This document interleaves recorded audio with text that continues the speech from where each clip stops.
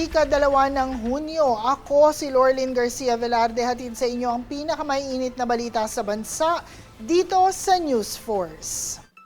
Sa ulo ng mga balita, 1 bilyong pisong pondo hinihiling ng Department of Transportation para sa pagpapalawak ng bike at pedestrian lanes. Direktang Ho Chi Minh to Cebu flights nakatakdang ilunsad. Semiconductor industry ng Taiwan bukas sa mas malawak na ugnayan sa Pilipinas. 35 milyong pisong iligal na bawang at sibuyas nasabat sa Nueva Ecija mula China. Patas at pantay na balita, komprehensibong ulat para sa pulso ng masa. Ito ang News Force.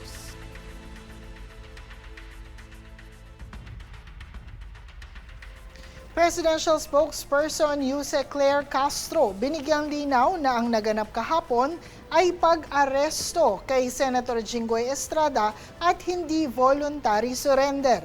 Ayon kay Castro, si DILG Secretary John Vic Remulla ay nasa Senado upang iserve ang warrant of arrest, subalit humingi lamang ng pagkakataon si Estrada na makapagsalita sa kanyang ginawang press con. So in other words, nauna po ang pagsisilbi ng warrant of arrest bago sa kanyang press con ni Senator Jinggoy Estrada. So matatawag po itong pag-aresto dahil hindi po voluntaryong pumunta si Senator Jinggoy Estrada mismo sa mga law enforcers, hindi pumunta sa CIDG, sa PNP o sa korte sa Sandigan Bayan. So, tama po ang pananaw ni Secretary John Vic na hindi po ito voluntary surrender kung hindi pag-aresto.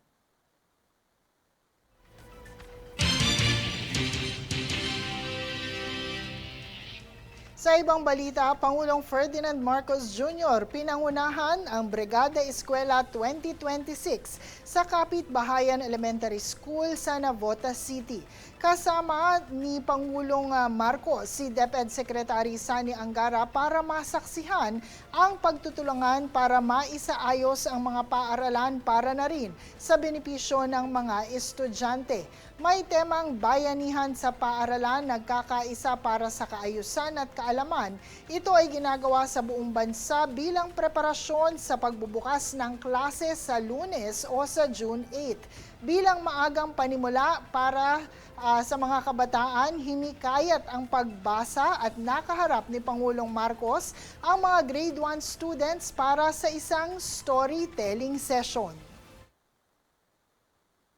Isa itong mainam na puno na may malalaki at lunti ang dahon, may mga ugat pa at wari bang nabunot mula sa kinatatayuan sa isang malakas na bagyo.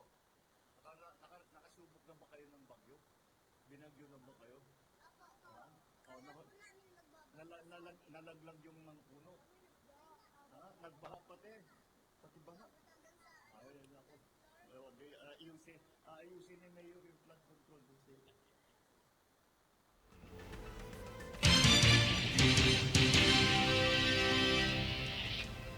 Sa iba pang balita, humiling ang Department of Transportation o DOTR sa Kongreso ng hanggang 1 bilyong pisong pondo upang mas mapalawak ang bicycle lane at pedestrian walkways. Ang nasabing hinihiling na budget ng sektor ay para sa mga proyekto ng active sport sa susunod na taon.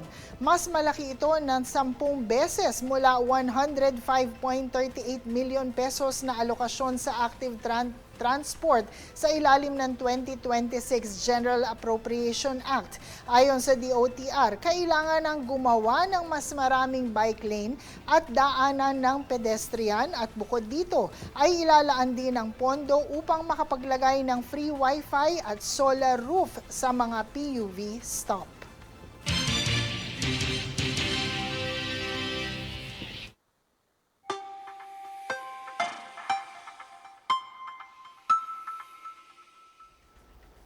Dumako naman tayo sa ating ulat panahon.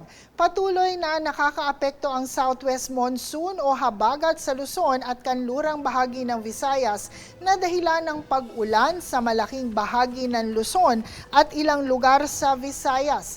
Inaabisuhan naman na mag-ingat sa posibleng banta ng pagbaha at pagguho ng lupa o landslide, lalo na sa inaasahang makakaranas ng malakas na pag-ulan tulad ng Zambales, Bataan, Cavite, Batangas at Occidental Mindoro. Habang maaliwalas na panahon na may posible ang tsansa rin ng kalat-kalat na pag-ulan, pagkidlat at pagkulog, dulot naman ng localized thunderstorms ang mararanasan sa nalalabing bahagi ng bansa.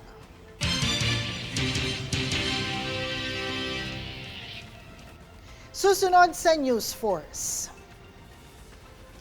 Semiconductor industry ng Taiwan bukas sa mas malawak na ugnayan sa Pilipinas. Direktang Ho Chi Minh Cebu flights nakatakdang ilunsad. 35 million pesos na iligal na bawang at sibuyas nasabat sa Nueva Ecija. Manatiling nakatutok para sa higit pang mga balita sa pagbabalik ng News Force.